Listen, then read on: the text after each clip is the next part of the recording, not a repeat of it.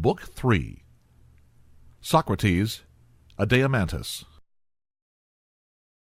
Such, then, I said, are our principles of theology.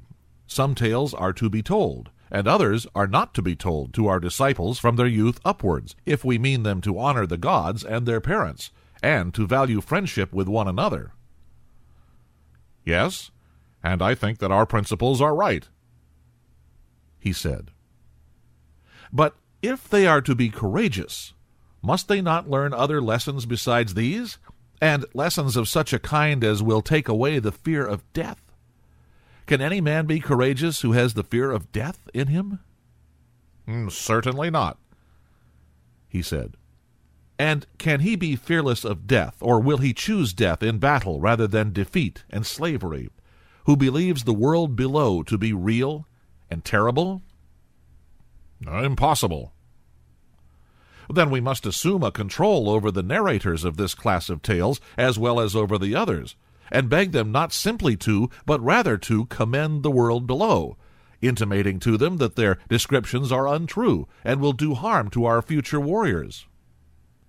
That will be our duty, he said. Well, then, I said, we shall have to obliterate many obnoxious passages, beginning with the verses, I would rather be a serf on the land of a poor and portionless man than rule over all the dead who have come to naught. We must also expunge the verse which tells us how Plato feared lest the mansions grim and squalid which the gods abhor should be seen both of mortals and immortals. And again, O heavens, verily in the house of Hades there is soul and ghostly form, but no mind at all.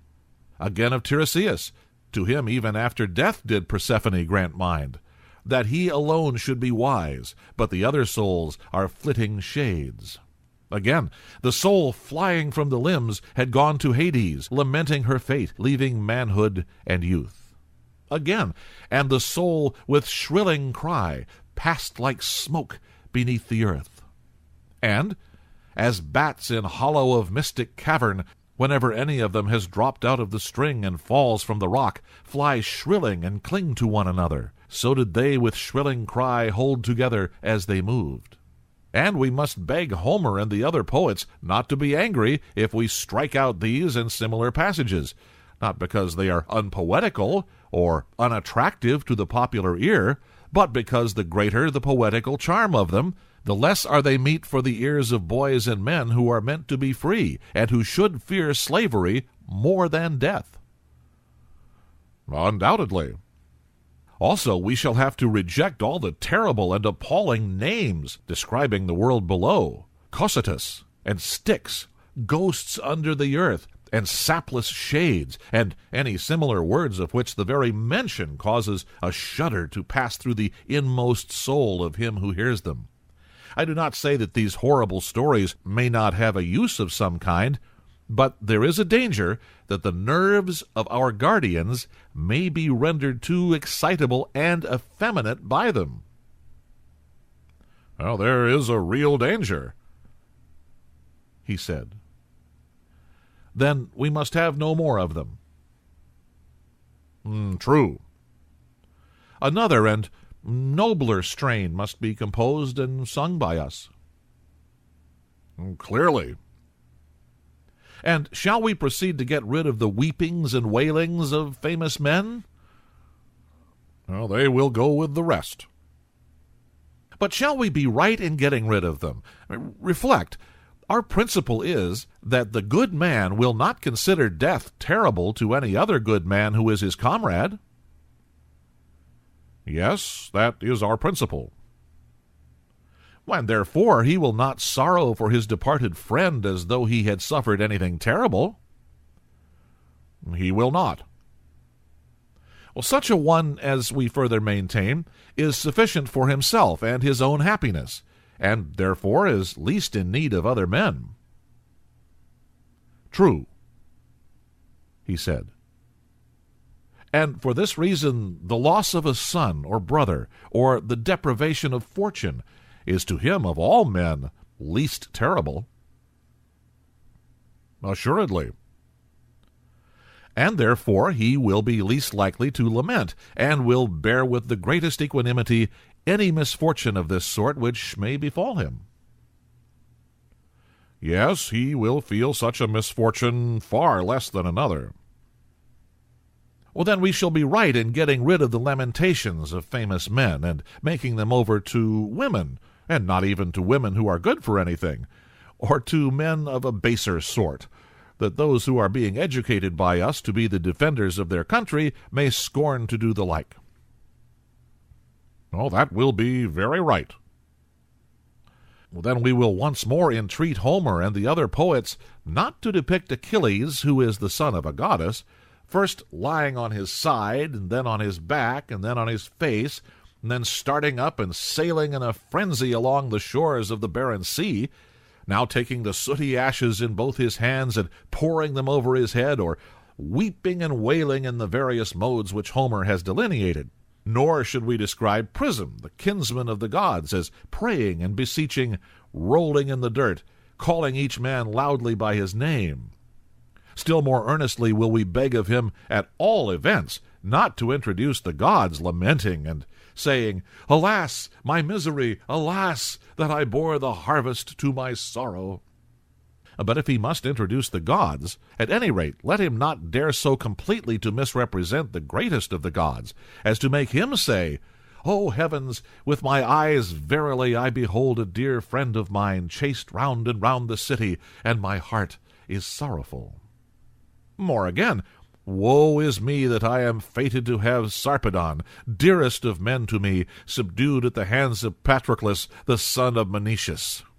For if, my sweet Adeimantus, our youth seriously listen to such unworthy representations of the gods, instead of laughing at them as they ought, hardly will any of them deem that he himself, being but a man, can be dishonored by similar actions.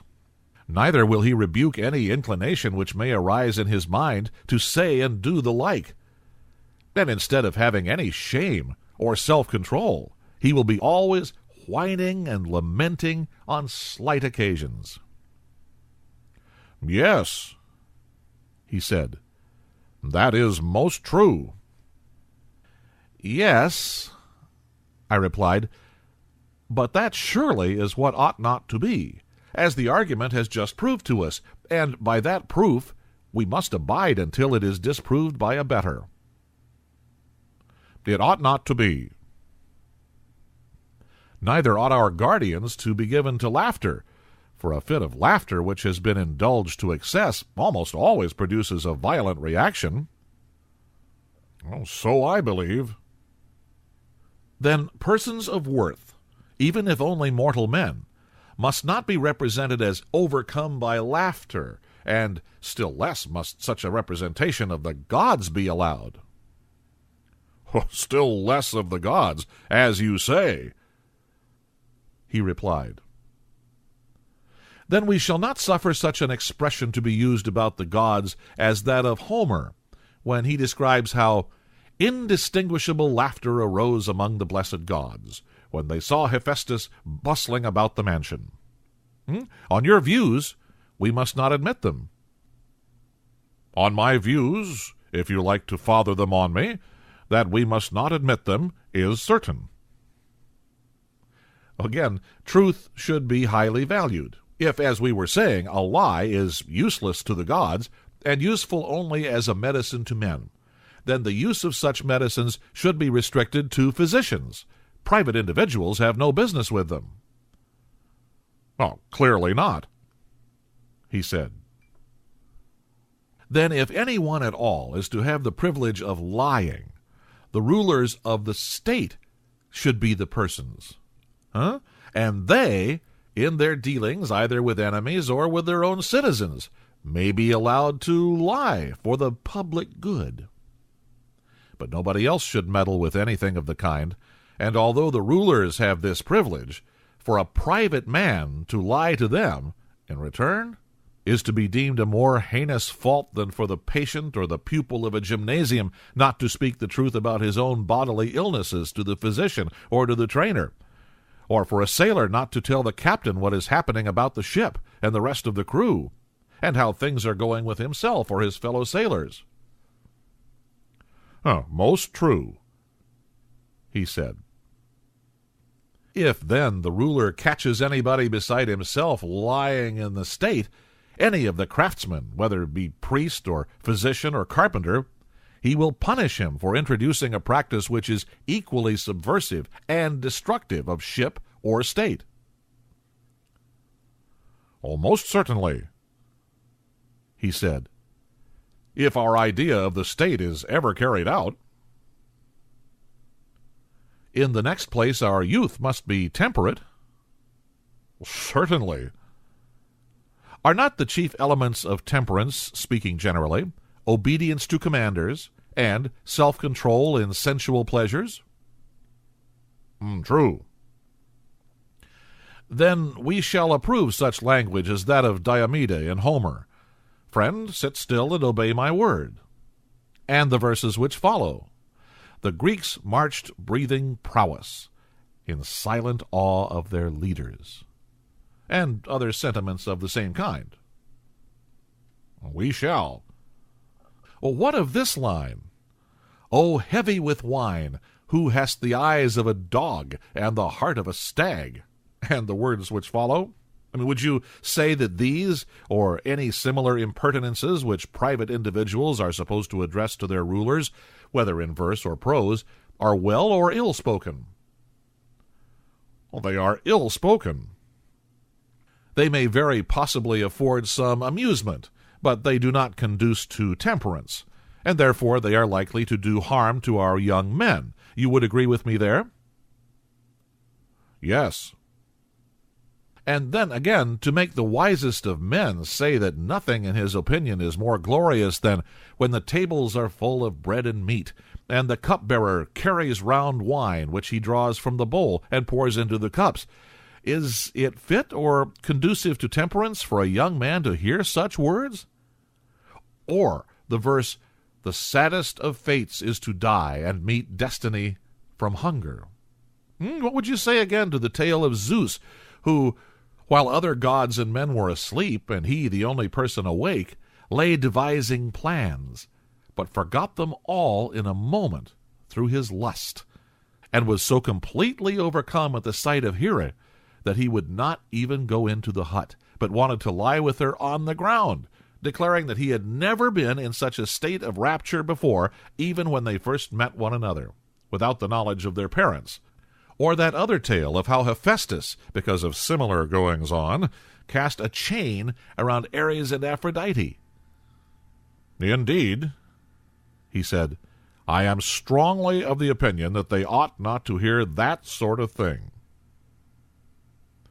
But any deeds of endurance which are done or told by famous men, these they ought to see and hear, as, for example, what is said in the verses, "He smote his breast, and thus reproached his heart.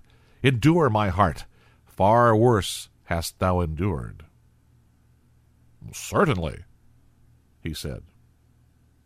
In the next place, we must not let them be receivers of gifts or lovers of money. "Certainly not." Neither must we sing to them of gifts persuading gods and persuading reverend kings. Neither is Phoenix, the tutor of Achilles, to be approved or deemed to have given his pupil good counsel when he told him that he should take the gifts of the Greeks and assist them, but that without a gift he should not lay aside his anger.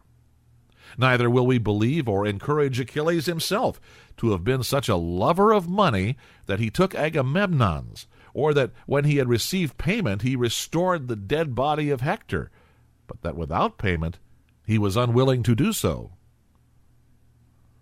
"Undoubtedly," he said, "these are not sentiments which can be approved. Loving Homer as I do, I hardly like to say that in attributing these feelings to Achilles, or in believing that they are truly to him, he is guilty of downright impiety. As little can I believe the narrative of his insolence to Apollo, where he says, 'Thou hast wronged me, O far darter, most abominable of deities. Verily would I be even with thee if I only had the power.' or his insubordination to the river god, on whose divinity he is ready to lay hands, or his offering to the dead Patroclus of his own hair, which had been previously dedicated to the other river god Spercheius, and that he actually performed this vow, or that he dragged Hector round the tomb of Patroclus and slaughtered the captives at the pyre. Of all this I cannot believe that he was guilty, any more than I can allow our citizens to believe that he, the wise Chiron's pupil, the son of a goddess and of Peleus, who was the gentlest of men and third in descent from Zeus, was so disordered in his wits as to be at one time the slave of two seemingly inconsistent passions, meanness, not untainted by avarice, combined with overweening contempt of gods and men. "You are quite right," he replied. And let us equally refuse to believe, or allow to be repeated, the tale of Theseus, son of Poseidon, or of Pirithous, son of Zeus, going forth as they did to perpetrate a horrid rape, or of any other hero or son of a god daring to do such impious and dreadful things as they falsely ascribe to them in our day. And let us further compel the poets to declare either that these acts were not done by them, or that they were not the sons of gods. Both in the same breath they shall not be permitted to affirm. We will not have them trying to persuade our youth that the gods are the authors of evil, and that heroes are no better than men's sentiments, which, as we were saying, are neither pious nor true, for we have already proved that evil cannot come from the gods. Assuredly not. And further, they are likely to have a bad effect on those who hear them, for everybody will begin to excuse his own vices when he is convinced that similar wickednesses are always being perpetrated by the kindred of the gods, the relatives of Zeus, whose ancestral altar, the altar of Zeus, is aloft in air on the peak of Ida, and who have the blood of deities yet flowing in their veins. And therefore, let us put an end to such tales, lest they engender laxity of morals among the young. By all means, he replied. But now that we are determining what classes of subjects are or are not to be spoken of, let us see whether any have been omitted by us. The manner in which gods and demigods and heroes and the world below should be treated has already been laid down. Well, very true. And what shall we say about men? That is clearly the remaining portion of our subject. Clearly so. But we are not in a condition to answer this question at present, my friend. Oh, why not? Because, if I'm not mistaken, we shall have to say that about men, poets and storytellers are guilty of making the gravest misstatements when they tell us that wicked men are often happy, and the good miserable, and that injustice is profitable when undetected, but that justice is a man's own loss and another's gain. These things we shall forbid them to utter, and command them to sing and say the opposite. To be sure we shall, he replied. But if you admit that I am right in this, then I shall maintain that you have implied the principle for which we have been all along contending. I grant the truth of your inference. That such things are or are not to be said about men is a question which we cannot determine until we have discovered what justice is, and how naturally advantageous to the possessor, whether he seems to be just or not. Most true, he said. Enough of the subjects of poetry. Let us now speak of the style, and when this has been considered, both matter and manner will have been completely treated. I do not understand what you mean, said Adeimantus. Well, then I must make you understand, and perhaps I may be more intelligible if I put the matter this way. You are aware, I suppose, that all mythology and poetry is a narration of events, either past, present, or to come. Certainly, he replied. And narration may be either simple narration, or imitation, or a union of the two. Well, that, again, he said, I do not quite understand. I fear that I must be a ridiculous teacher when I have so much difficulty in making myself apprehended. Like a bad speaker, therefore, I will not take the whole of the subject, but will break a piece off in illustration of my meaning. You know the first lines of the Iliad, in which the poet says that Croesus prayed Agamemnon to release his daughter, and that Agamemnon flew into a passion with him, whereupon Croesus, failing of his object, invoked the anger of the god against the Achaeans.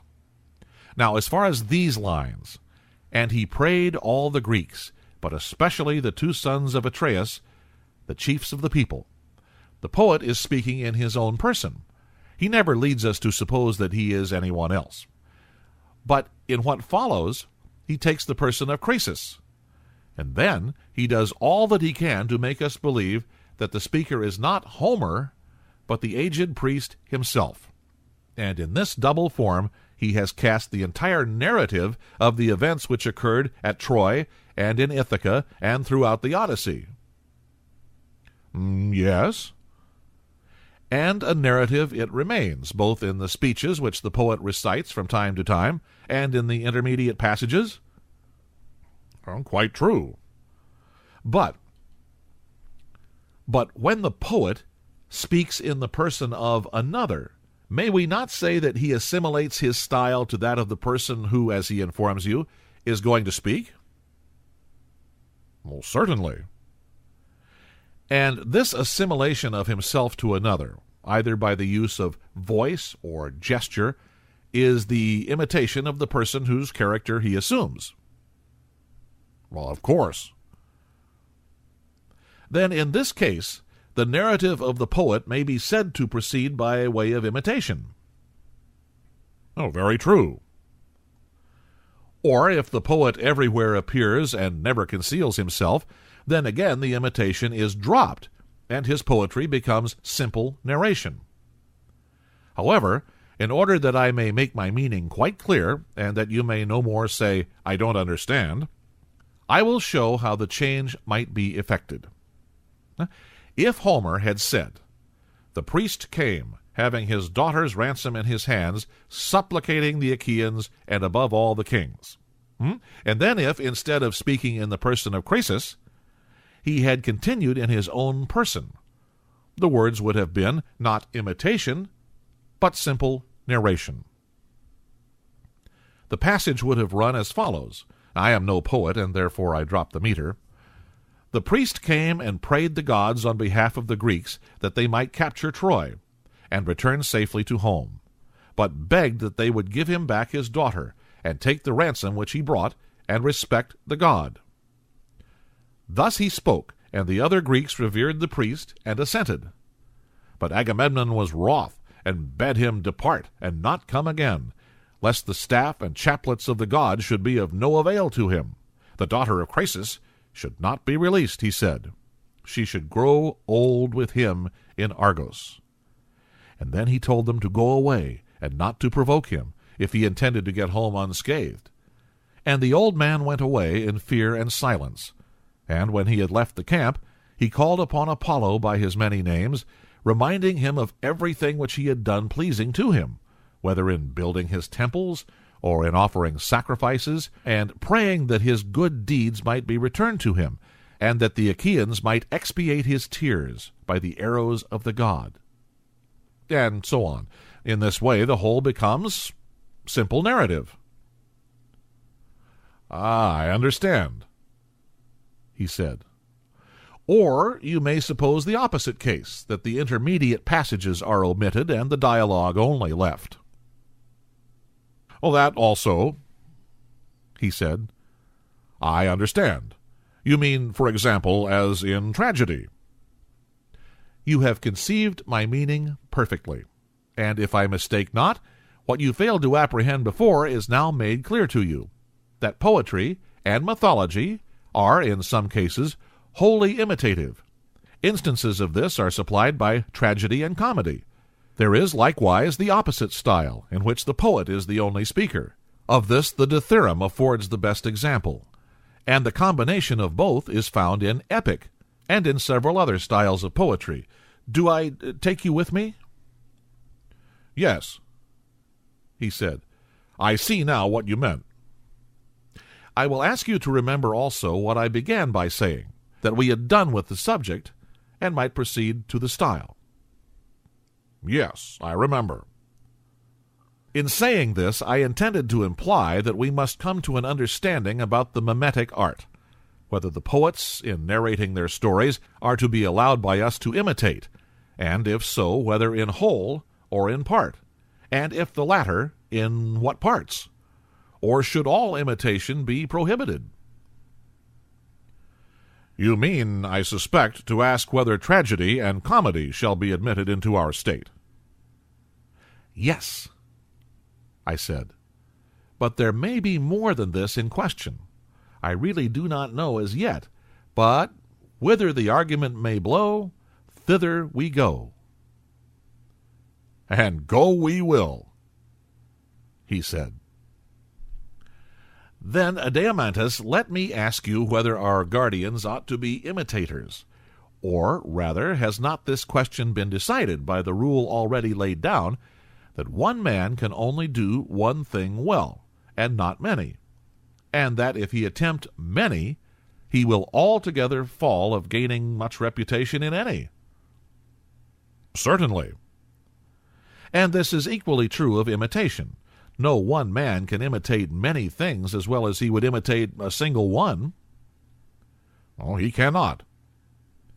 Then the same person will hardly be able to play a serious part in life, and at the same time to be an imitator, and imitate many other parts as well. For even when two species of imitation are nearly allied, the same persons cannot succeed in both, as, for example, the writers of tragedy and comedy. Did you not just now call them imitations? Yes, I did, and you are right in thinking that the same persons cannot succeed in both, any more than they can be rhapsodists and actors at once. True. Neither are comic and tragic actors the same, yet all these things are but imitations. Well, they are so. And human nature, Adeimantus, appears to have been coined into yet smaller pieces, and to be as incapable of imitating many things well, as of performing well the actions of which the imitations are copied. Oh, quite true, he replied. If, then, we adhere to our original notion, and bear in mind that our guardians, setting aside every other business, are to dedicate themselves wholly to the maintenance of freedom in the state, making this their craft, and engaging in no work which does not bear on this end, they ought not to practice or imitate anything else. If they imitate at all, they should imitate from youth upward only those characters which are suitable to their profession, the courageous, temperate, holy, free, and the like. But they should not depict or be skillful at imitating any kind of illiberality or baseness, lest from imitation they should come to be what they imitate. Did you never observe how imitations, beginning in early youth and continuing far into life, at length grow into habits and become a second nature, affecting body, voice, and mind? Yes, certainly, he said. Then, I said, we will not allow those for whom we profess a care, and of whom we say that they ought to be good men, to imitate a woman, whether young or old, quarreling with her husband, or striving and vaunting against the gods in conceit of her happiness, or when she is in affliction, or sorrow, or weeping, and certainly not one who is in sickness, love, or labor. Very right, he said. Neither must they represent slaves, male or female, performing the offices of slaves. They must not. And surely not bad men, whether cowards or any others, who do the reverse of what we have just been prescribing, who scold or mock or revile one another in drink or out of drink, or who in any other manner sin against themselves and their neighbors in word or deed, as the manner of such is. Neither should they be trained to imitate the action or speech of men or women who are mad or bad. For madness, like vice, is to be known, but not to be practiced or imitated. Very true, he replied. Neither may they imitate smiths or other artificers, or oarsmen or boatswains or the like. How can they, he said, when they are not allowed to apply their minds to the callings of any of these? Nor may they imitate the neighing of horses, the bellowing of bulls, the murmur of rivers and roll of the ocean, thunder, and all that sort of thing. Nay, he said, if madness be forbidden, neither may they copy the behavior of madmen. You mean, I said, if I understand you aright, that there is one sort of narrative style which may be employed by a truly good man when he has anything to say, and that another sort will be used by a man of an opposite character and education. And which are these two sorts? He asked. Well, suppose, I answered, that a just and good man, in the course of a narration, comes on some saying or action of another good man, I should imagine that he will like to personate him, and will not be ashamed of this sort of imitation. He will be most ready to play the part of the good man when he is acting firmly and wisely, in a less degree when he is overtaken by illness, or love, or drink, or has met with any other disaster. But when he comes to a character which is unworthy of him, he will not make a study of that. He will disdain such a person, and will assume his likeness, if at all, for a moment only when he is performing some good action. At other times he will be ashamed to play a part which he has never practiced, nor will he like to fashion and frame himself after the baser models. He feels the employment of such an art, unless in jest, to be beneath him, and his mind revolts at it. Well, so should I expect, he replied. Then he will adopt a mode of narration such as we have illustrated out of Homer. That is to say, his style will be both imitative and narrative. But there will be very little of the former, and a great deal of the latter. Do you agree? Well, certainly, he said. That is the model which such a speaker must necessarily take. But there is another sort of character who will narrate anything, and the worse lie is, the more unscrupulous he will be. Nothing will be too bad for him. He will be ready to imitate anything, not as a joke, but in right good earnest and before a large company. As I was just now saying, he will attempt to represent the roll of thunder, the noise of wind and hail, or the creaking of wheels and pulleys, and the various sounds of flutes, pipes, trumpets, and all sorts of instruments. He will bark like a dog, bleat like a sheep, or crow like a cock.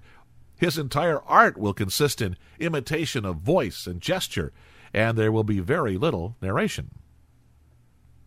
That, he said, will be his mode of speaking. These, then, are the two kinds of style. Yes. And you would agree with me in saying that one of them is simple and has but slight changes, and if the harmony and rhythm are also chosen for their simplicity, the result is that the speaker, if he speaks correctly, is always pretty much the same in style, and he will keep within the limits of a single harmony, for the changes are not great, and in like manner he will make use of nearly the same rhythm. That is quite true, he said. Whereas the other requires all sorts of harmonies and all sorts of rhythms if the music and the style are to correspond, because the style has all sorts of changes. That is also perfectly true, he replied. And do not the two styles, or the mixture of the two, comprehend all poetry and every form of expression in words? No one can say anything except in one or other of them, or in both together. They include all, he said. And shall we receive into our state all the three styles, or one only of the two unmixed styles, or would you include the mixed? Well, I would prefer only to admit the pure imitator of virtue. Yes, I said, Adeimantus, but the mixed style is also very charming, and indeed the pantomimic, which is the opposite of the one chosen by you, is the most popular style with children and their attendants, and with the world in general. I do not deny it. But I suppose you would argue that such a style is unsuitable to our state, in which human nature is not twofold or manifold, for one man plays one part only. Yes, quite unsuitable. And this is the reason why in our state, and in our state only, we shall find a shoemaker to be a shoemaker, and not a pilot also, and a husbandman to be a husbandman, and not a die-cast also, and a soldier, not a trader also, and the same throughout? True, he said. And therefore, when any one of these pantomimic gentlemen, who are so clever that they can imitate anything, comes to us and makes a proposal to exhibit himself and his poetry, we will fall down and worship him as a sweet and holy and wonderful being. But we must also inform him that in our state, such as he are not permitted to exist. The law will not allow them.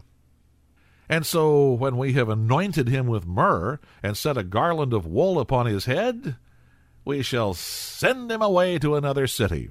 For we mean to employ for our soul's health the rougher and severer poet or storyteller, who will imitate the style of the virtuous only, and will follow those models which we described at first when we began the education of our soldiers. We certainly will, he said, if we have the power. Then now, my friend, I said, that part of music or literary education which relates to the story or myth may be considered to be finished, for the matter and manner of both have been discussed. I think so too, he said. Next in order we will follow melody and song. That is obvious. Everyone can see already what we ought to say about them if we are to be consistent with ourselves. Socrates, Glaucon. I fear, said Glaucon, laughing, that the words everyone hardly includes me, for I cannot at the moment say what they should be, though I may guess. At any rate, you can tell that a song or ode has three parts, the words, the melody, and the rhythm. That degree of knowledge I may presuppose? Yes, he said, so much as that you may.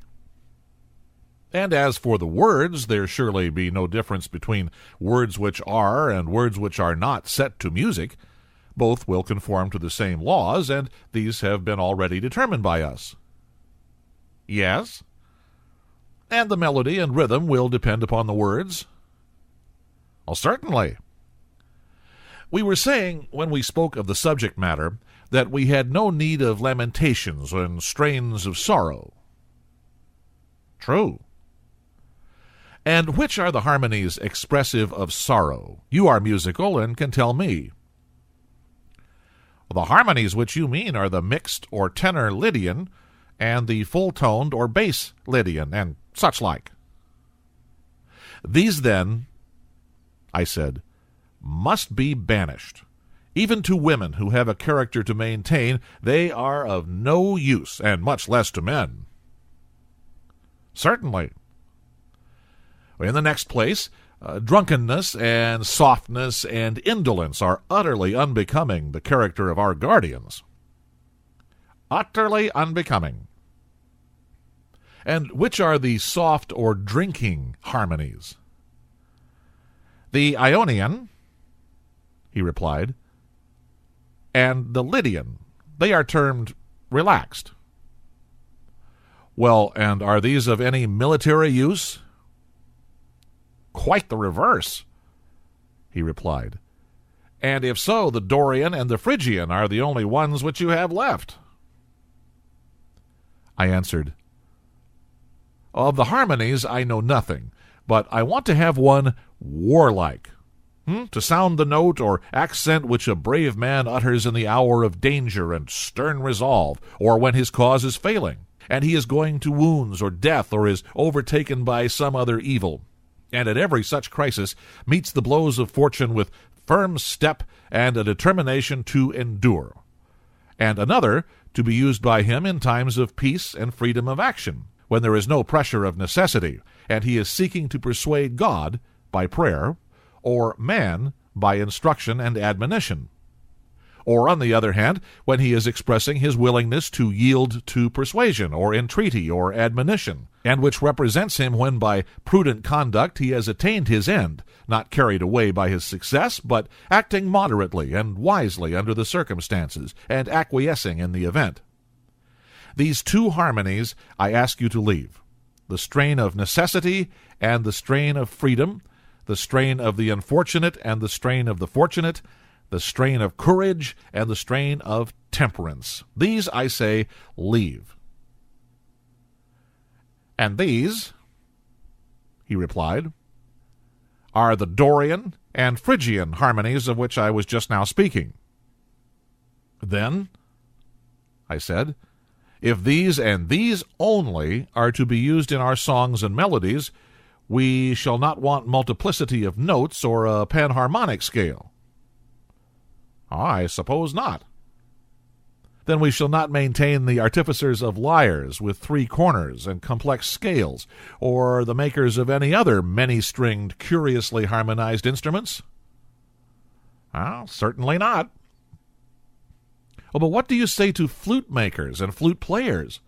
Would you admit them into our state when you reflect that, in this composite use of harmony, the flute is worse than all the stringed instruments put together? Even the panharmonic music is only an imitation of the flute. Clearly not. Well, there remain then only the lyre and the harp for use in the city, and the shepherds may have a pipe in the country. Well, that is surely the conclusion to be drawn from the argument. The preferring of Apollo and his instruments to Marsyas and his instruments is not at all strange, I said. Not at all, he replied. And so by the dog of Egypt we have been unconsciously purging the state, which not long ago we termed luxurious. And we have done wisely, he replied. Then let us now finish the purgation, I said. Next in order to harmonies, rhythms will naturally follow, and they should be subject to the same rules, for we ought not to seek out complex systems of meter or meters of any kind, but rather to discover what rhythms are the expressions of a courageous and harmonious life. And when we have found them, we shall adapt the foot and the melody to words having a like spirit, not the words to the foot and melody. To say what these rhythms are will be your duty, and you must teach me them, as you have already taught me the harmonies. But indeed, he replied, I cannot tell you. I only know that there are some 3 principles of rhythm out of which metrical systems are framed, just as in sounds there are 4 notes out of which all the harmonies are composed. That is an observation which I have made, but of what sort of lives they are severally the imitations, I am unable to say. Then, I said, we must take Damon into our counsels, and he will tell us what rhythms are expressive of meanness or insolence or fury or other unworthiness, and what are to be reserved for the expression of opposite feelings.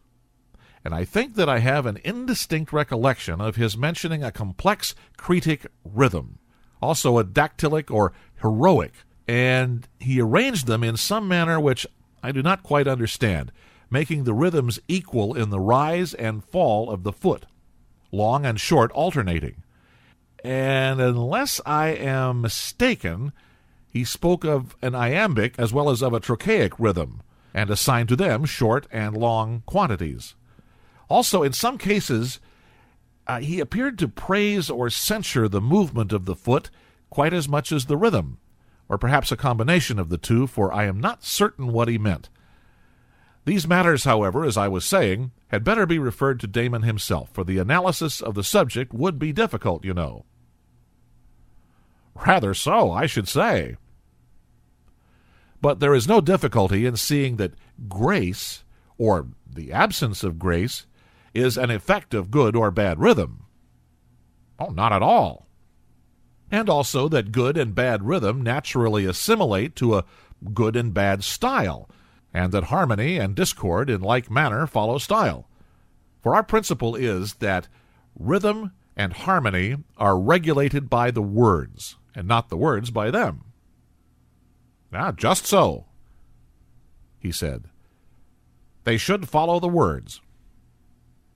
And will not the words and the character of the style depend on the temper of the soul? Yes. And everything else on the style? Yes. Then beauty of style and harmony and grace and good rhythm depend on simplicity. Now, I mean the true simplicity of a rightly and nobly ordered mind and character, not that other simplicity which is only a euphemism for folly. Very true, he replied. And if our youth are to do their work in life, must they not make these graces and harmonies their perpetual aim? They must. And surely the art of the painter and every other creative and constructive art are full of them. Weaving, embroidery, architecture, and every kind of manufacture. Also nature, animal, and vegetable. In all of them there is grace or the absence of grace. And ugliness and discord and inharmonious motion are nearly allied to ill words and ill nature, as grace and harmony are the twin sisters of goodness and virtue, and bear their likeness. Now that is quite true, he said. But shall our superintendents go no further, and are the poets only to be required by us to express the image of the good in their works, on pain, if they do anything else, of expulsion from our state? Or is the same control to be extended to other artists? And are they also to be prohibited from exhibiting the opposite forms of vice and intemperance and meanness and indecency in sculpture and building and the other creative arts? And is he who cannot conform to this rule of ours to be prevented from practicing his art in our state, lest the taste of our citizens be corrupted by him? We would not have our guardians grow up amid images of moral deformity, as in some noxious pasture, and there browse and feed upon many a baneful herb and flower day by day, little by little, until they silently gather a festering mass of corruption in their own soul. Now, let our artists rather be those who are gifted to discern the true nature of the beautiful and graceful. Then will our youth dwell in a land of health, amid fair sights and sounds, and receive the good in everything. And beauty, the effluence of fair works, shall flow into the eye and ear like a health-giving breeze from a purer region, and insensibly draw the soul from earliest years into likeness and sympathy with the beauty of reason. Well, there can be no nobler training than that. he replied. And therefore, I said, Glaucon, musical training is a more potent instrument than any other, because rhythm and harmony find their way into the inward places of the soul, on which they mightily fasten, imparting grace and making the soul of him who is rightly educated graceful, or of him who is ill-educated ungraceful. And also because he who has received this true education of the inner being will most shrewdly perceive omissions or faults in art and nature, and with a true taste, while he praises and rejoices over and receives into his soul the good, and becomes noble and good. He will justly blame and hate the bad, now in the days of his youth, even before he is able to know the reason why. And when reason comes, he will recognize and salute the friend with whom his education has made him long familiar. Yes, he said, I quite agree with you in thinking that our youth should be trained in music and on the grounds which you mention. Just as in learning to read, I said, we were satisfied when we knew the letters of the alphabet, which are very few, in all their recurring sizes and combinations, not slighting them as unimportant, whether they occupy a large space or small, but everywhere eager to make them out, and not thinking ourselves perfect in the art of reading until we recognize them wherever they are found. True. Or as we recognize the reflection of letters in the water or in a mirror, only when we know the letters themselves, the same art and study giving us the knowledge of both. Exactly. Even so, as I maintain, neither we nor our guardians, whom we have to educate, can ever become musical until we and they know the essential forms in all their combinations, and can recognize them and their images wherever they are found, not slighting them either in small things or great, but believing them all to be within the sphere of one art and study. Most assuredly. And when a beautiful soul harmonizes with a beautiful form, and the two are cast in one mold, that will be the fairest of sights to him who has an eye to see it? The fairest indeed. And the fairest is also the loveliest. That may be assumed. And the man who has the spirit of harmony will be the most in love with the loveliest. But he will not love him who is of an inharmonious soul. That is true, he replied, if the deficiency be in his soul. But if there is any merely bodily defect in another, he will be patient of it and will love all the same. I perceive, I said, that you have or have had experiences of this sort, and I agree. But let me ask you another question. Has excess of pleasure any affinity to temperance? Well, how can that be? He replied. Pleasure deprives a man of the use of his faculties quite as much as pain, or any affinity to virtue in general. None whatever. Any affinity to wantonness or intemperance? Yes, the greatest. And is there any greater or keener pleasure than that of sensual love? No, nor a matter. Whereas true love is a love of beauty and order, temperate and harmonious. Well, quite true, he said. Then no intemperance or madness should be allowed to approach true love. Oh, certainly not.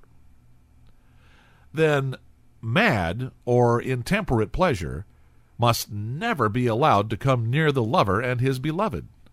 Neither of them can have any part in it if their love is of the right sort. No, indeed, Socrates, it must never come near them. Well, then I suppose that in the city which we are founding, you would make a law to the effect that a friend should use no other familiarity to his love than a father would use to his son, and then only for a noble purpose. And he must first have the other's consent. And this rule is to limit him in all his intercourse, and he is never to be seen going further, or, if he exceeds, he is to be deemed guilty of coarseness and bad taste. I quite agree, he said.